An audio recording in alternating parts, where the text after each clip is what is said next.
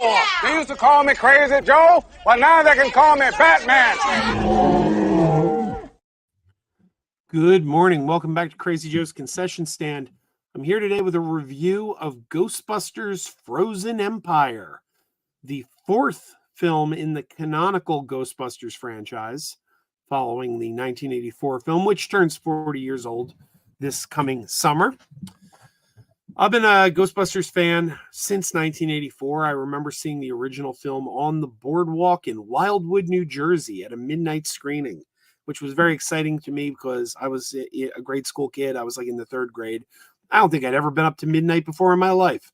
And my parents told me I could go see Ghostbusters at midnight. They tried to get a ticket for the earlier show. It was sold out. The only show they had tickets for were the midnight show. My mom was like, oh, you know what? It's summer vacation. He doesn't have school. Let's take him. I was so excited. I was excited to see Ghostbusters, and I was excited to be up till midnight. And I've been a fan ever since. Watched the cartoon as a kid. I saw all the movies in the theater except the 2016 reboot. I've been to each one opening weekend, in fact.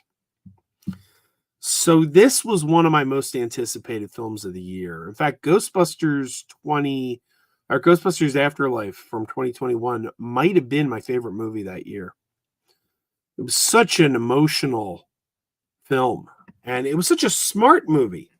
It's a really smart movie because it would have been so easy to just get some comedians, put them in New York City, and be like, "Oh, we're handing over the reins of the Ghostbusters franchise to you four." That would have been the easy road. It's quite frankly the road I would have taken, because I'm not as creative as Jason Reitman. But Jason Reitman and Gil Kenan, who directs this one, Gil Kenan, they are much more clever than me, and they came up with something really unique, where they were like, "All right, let's change the setting from New York City to a small Midwestern town. Instead of four cynical stand-up comedians, let's make it a family. Let's bring in kids, a mother." It's a wildly different film. And I heard at the time a lot of people say, oh, it's just the same thing all over again. It's the same thing all over again. Gozer's the villain. Ivo Shandor, Terror Dogs, Marshmallow Men. We've seen this before. That's so wrong, though. That's so wrong, because the tone, the feel, the look, everything about that movie was so different that I explained at the time, you kind of needed to bring in a familiar villain, because you needed something familiar for the audience to grasp onto, because everything else was different. Everything else was different. Your characters, your setting, the tone. So by bringing in Terror Dogs and Gozer, you're giving the audience that's something that they can grasp onto, that they can go, okay, I do recognize this as Ghostbusters, because otherwise it was wildly a different film.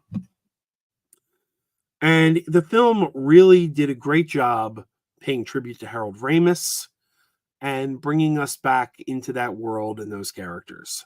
I love that movie. I love Ghostbusters Afterlife.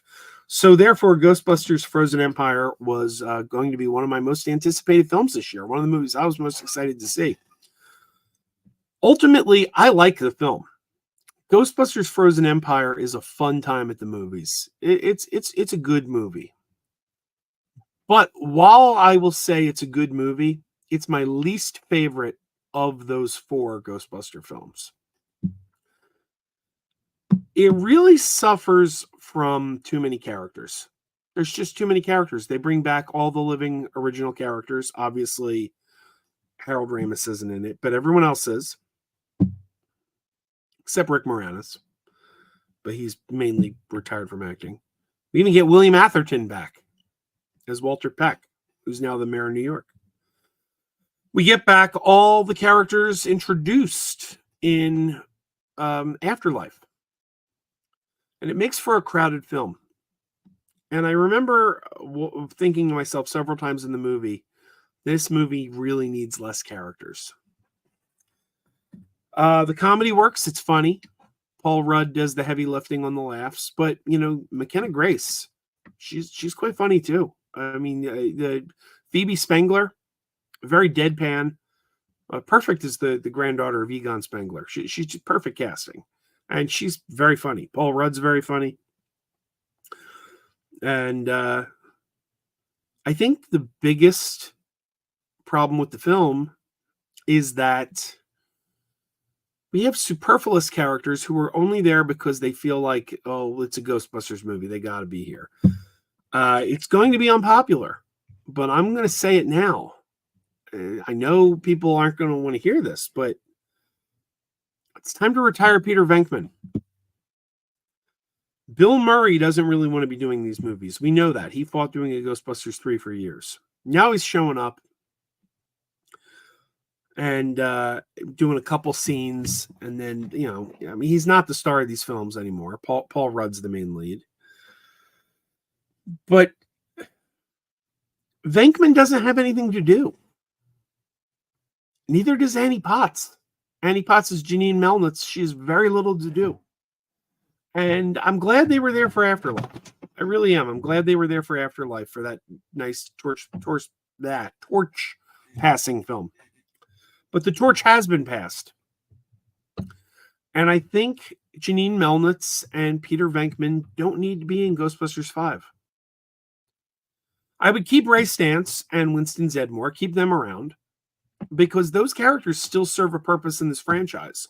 Ray is, as described by Winston, the heart of the Ghostbusters. And he's still their, kind of senior scientist. And, he's still the heart of the team.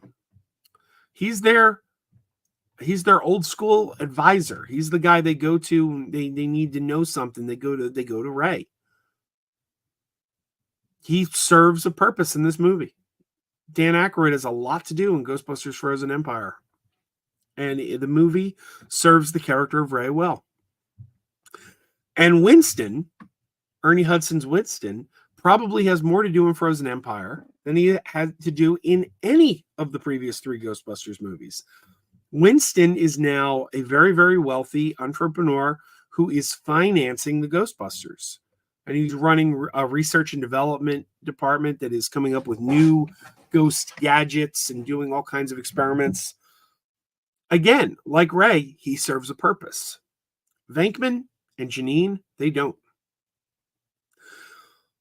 Also, we bring back the full cast of Ghostbusters Afterlife, and there's 2 characters from Ghostbusters Afterlife that I would dump from the franchise.